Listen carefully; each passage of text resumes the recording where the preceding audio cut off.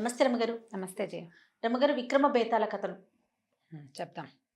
చివరికి వచ్చేసినాయి. ఇంకెక్కువ కథలు చెప్పలేం. ఒక రెండు మెయిన్ మూడు సిరీస్ లోవి రెండు మూడు ఇంకో రెండు మూడు చెప్పి ఒకటి రెండు కథలు అటే చెప్పలేనట్టుగా ఉంటాయి జయ. ఓకే.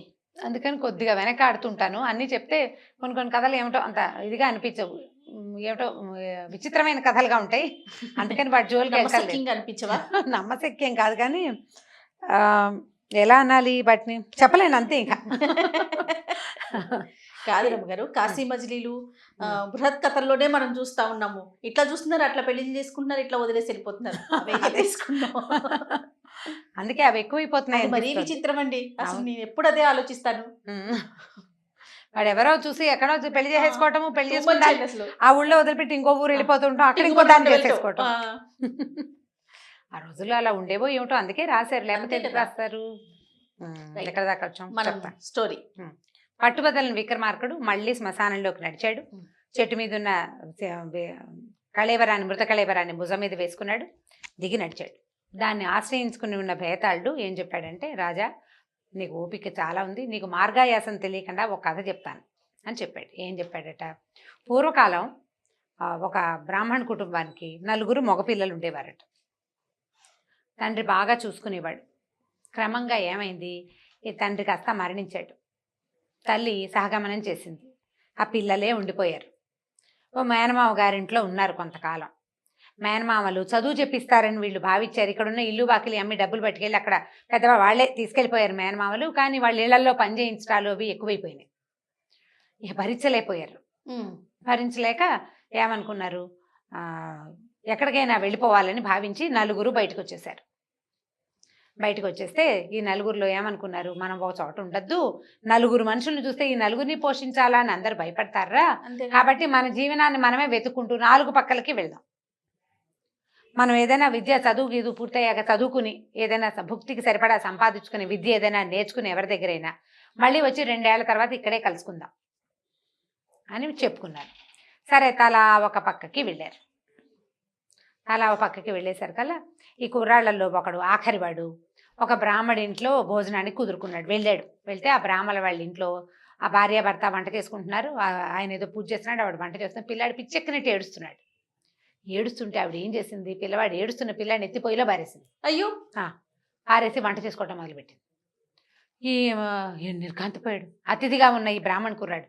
అయ్యో రామ, ఏమిటి పిల్లాడిని పడేసేసింది ఈవిడ, ఇంకేముంది అని అడిగిపోయాడు. ఆయన ఏమో ఏం పర్వాలేదు కూర్చోమన్నాడు. ఆయన పూజ చేసుకుంటున్నాడు.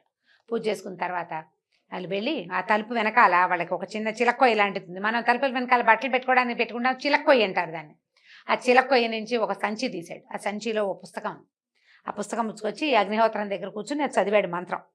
చదివేసరికల్లా ఆ పొయ్యిలో నుంచి పిల్లాడు లేచి వచ్చేసాడు బయటికి. ఆశ్చర్యపోయాడు, ఇలాంటి మంత్రమా అని ఆశ్చర్యపోతే ఆ బ్రాహ్మడు ఏమనంటే, నాయన మా ఇంట్లో ఇలాంటి మంత్రతంత్రాలు ఉన్నాయి అంటే, బాబు ఆ మంత్రం ఏదో నాకు చెప్పండి అని ఆ మంత్రాన్ని నేర్చుకున్నాడు. అంటే బూడిద కానీ ఏదైనా మృతకళేబరం కానీ ఉంటే పిల్లాడు అయిపోయిన పిల్లాడిని బతికిచ్చే విద్యని వాడు నేర్చుకున్నాడు. బాగుంది. ఇలాగా వీడిలాగానే వాళ్ళ అన్నయ్యలు కూడా తలా ఒక విద్య నేర్చుకున్నారు. ఈ బ్రాహ్మణ ఇంట్లో ఆ పని ఈ పని చేసి పెడుతూ ఆయనకు సహాయం చేస్తూ తోటలో గొప్పలు అవి, అప్పట్లో చదువులు నేర్చుకునే విధానమే అది. ఎవరో ఒకళ్ళ ఇంట్లో కుదురుకోవటం, గురువుగారి ఇంట్లో ఆయనకు అన్ని పనిలో సహాయం చేస్తూ గురువుగారి దగ్గర నుంచి ఆ విద్య నేర్చుకోవటము, వాళ్ళకి పని చేసి పెట్టినందుకు వాళ్ళు భోజనము పెడతారు, చదువు చెప్తారు. పాతకాలంలో అలాగే జరిగేది. వాళ్ళకి పనికి మనిషి ఉండేవాడు, మనిషి తోడు ఉండేది, వీళ్ళకి విద్య వచ్చేది. బాగానే ఉంది కదా. సరే, 2-3 సంవత్సరాలు గడిచినాయి. వీళ్ళు అనుకున్న ప్రకారం ఊరు బయలుదేరారు. తలా ఒక పక్క నుంచి అందరూ కలిసి ఏ అడవిలో వాళ్ళు 4 మార్గాలకి విడిపోయారో అక్కడికి చేరారు. చేరిన తర్వాత అన్నయ్య తమ్ముడు ఒకళ్ళనొకళ్ళు పలకరించుకున్నారు, కావలిచ్చుకున్నారు, ఏడ్చి దుఃఖించారు. నువ్వేం చదివావంటే నువ్వేం చదివావని మాట్లాడుకున్నారు.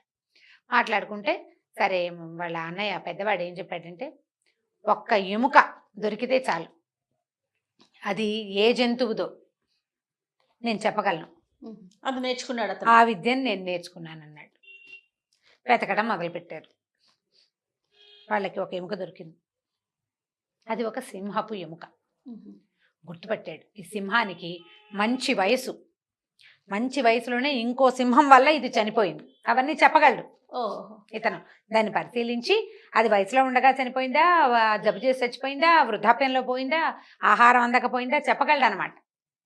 ఆ వివరంతో చెప్పాడు, ఇది మంచి వయసులో ఉండగానే ఇంకో సింహంతో పోరాడి ఇది మరణించింది అని చెప్పేసరికల్లా సరే రెండో వాడు అన్నాడు, అన్నయ్య విచిత్రంగా నువ్వు ఈ సింహాన్ని ఇలా చెప్పగలిగేవా, నేను ఈ ఎముక ఉంటే ఏదైనా ఒక్క ఎముక ఉంటే దానికి మిగిలిన శరీరం అంటే మిగిలిన అస్థిపంజరాన్ని నిర్మించగలను, నాకు ఆ విద్య వచ్చు అన్నాడు. అబ్బా. వాడు ఆ మంత్రం నేర్చుకున్నాడు. ఏం చేశాడు, సింహం తాలూకు అస్థిపంజరాన్ని చేశాడు. ఓకే, అక్కడి నుంచి మూడో వాడు అన్నాడు, దీనికి మాంసము చర్మము నేను చేయగలను, ఏదైనా సరే ఒక అస్థిపంజరం ఉంటే దానికి మాంసము ఏం కావాలి, చర్మం చేస్తే మొత్తం ఫుల్ బాడీ తయారవుతుంది. మూడో వాడు మాంసము చర్మము మొత్తం చేశారు. చచ్చి పడి ఉన్న సింహం ఒకటి అక్కడ ఉంది. ఇప్పుడు ప్రాణం లేదు, ప్రాణం లేదు. అప్పుడు ఆఖరి వాడు అన్నాడు, ఇదేం విద్య, నేను చచ్చిన దాన్ని బతికించే విద్య నేర్చుకున్నా. మా గురువుగారి భార్య రోజు పిల్లాన్ని పొయ్యిలో పడేస్తుంది, సాయంకాలం బతికించి తెచ్చుకుంటుంది, నేను ఆ విద్య నేర్చుకున్నాను అన్నాడు. అనేసరికల్లా టక్కిన మంత్రం చదివాడు. మిగిలిన వాళ్ళతో సంప్రదించల, నాకు వచ్చు అని చెప్పాడు. ఆ మంత్రం చదవగానే గాండ్రుమంటూ లేచింది సింహం. మామూలుగా కాదు, పెద్దగా గర్జించింది. ఒక్క దూకు దూకింది వీళ్ళ మీద, నలుగురు మీద. వీళ్ళు సామాన్యమైన మనుషులు, పైగా సింహం లేచి గర్జిస్తే హడిలి చచ్చిపోతారు ఎవరైనా సరే. దగ్గర నుంచి దాన్ని చూస్తే ఆ భయాన్ని, ఆ ఉత్పాతాన్ని తట్టుకోలేరు. ఇది మీద పడ్డమేంటి, ఎడా పెడా కొట్టేసింది. పైగా అది ఎలా చచ్చిపోయింది, యుద్ధం చేస్తూ చచ్చిపోయింది. శత్రువు మీద, తనలాంటి ఇంకో జంతువు మీద పిచ్చి కచ్చేతోటి ఉంది. అది ప్రాణం వచ్చేసరికి మీద పడిపోయింది. నలుగురు చచ్చిపోయారు. ఇప్పుడు భేతాళుడు అడిగాడు, నలుగురు బ్రాహ్మణులు మరణించారు, బ్రహ్మహత్యా పాతకం, నలుగురు బ్రాహ్మణుల హత్యా పాతకం ఈ నలుగురిలో ఎవరిది? నలుగురు అన్నదమ్ములు వీళ్ళు, ఎవరి వల్ల వీళ్ళకి ఈ మరణం వచ్చింది చెప్పమన్నాడు.